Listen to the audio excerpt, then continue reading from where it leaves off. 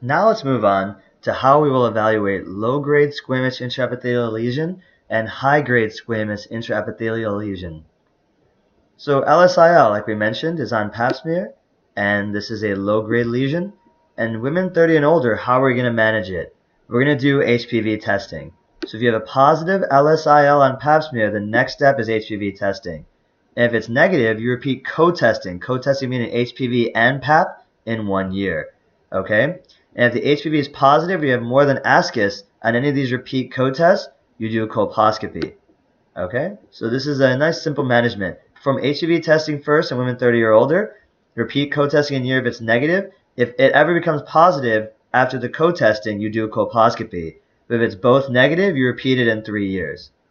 Alright, if it's positive with the HPV test, just like we had with ascus in 25 and older, we perform colposcopy. Okay?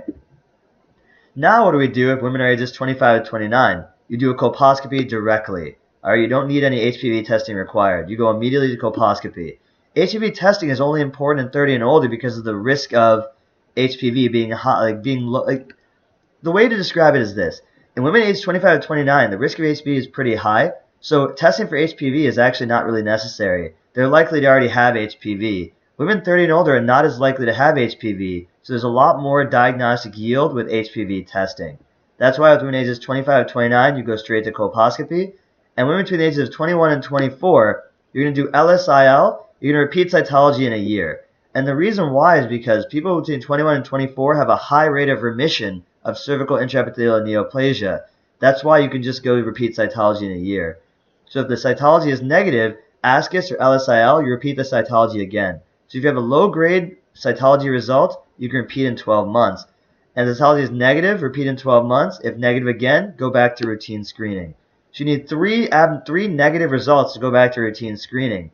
But if it's ever ascus or worse, you go straight to colposcopy. And don't worry, I know this all looks like a mess, but we have flowcharts on the next page. If the repeat cytology is ASC-H, atypical glandular cells, or high-grade squamous intraepithelial neoplasia, always go to colposcopy. No matter what, always go to colposcopy. Got it? So whenever you have a major lesion on the pap smear, you want to go to colposcopy and visualize what's going on.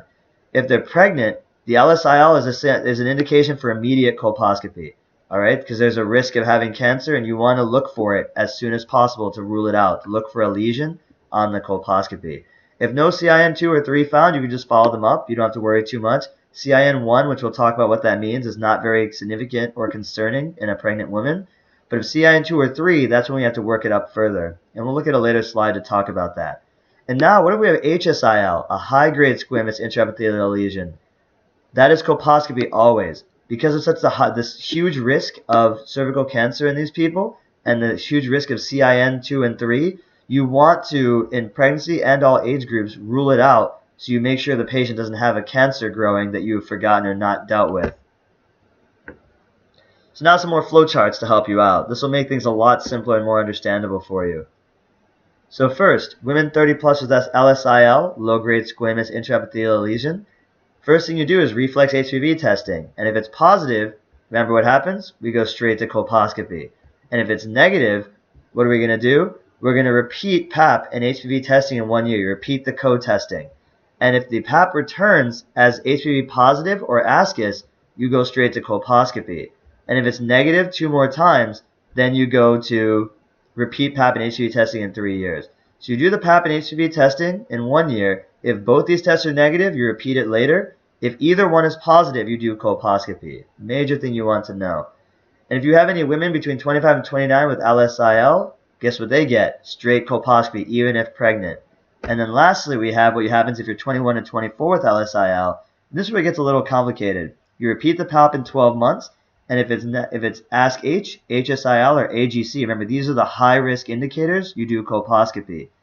But if it's anything else, negative ascus or LSIL, you repeat it again, okay, in 12 more months. And now if it's ever ascus or greater, you're going to do a colposcopy. And if it's anything negative on the next 2 smears, you can go back to regular screening.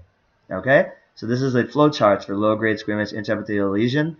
Have these well known because you could get tested on them.